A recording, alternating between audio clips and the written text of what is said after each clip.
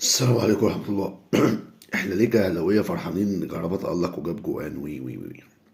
هل عشان كان فادي النادي الاهلي وكسبنا 3-1 بس؟ لا.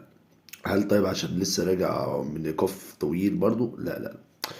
اكتر حاجة فرحانين بيها احنا كأهلاوية هي ان هزاز الرؤوس اللي في القناة اللي احنا عارفينها، مش عايز اقول طبعا احنا عارفينها، لا بيعملوا كده طول الحلقة، دول عارفينهم انتوا، اتكتموا والراجل لعب. وانا بقول لك مشاركته قانونيه لان ايقافه انتهى ولسه هيروح لجنه استماع في شهر 2، فالاهلي من حقه ان هو يلعبه. ده كمان هيلعبوا ماتش السوبر، ماتش سوري الزمالك. فيعني كهربا بعيدا عن قيمته الفنيه العاليه ربنا جاب له حقه.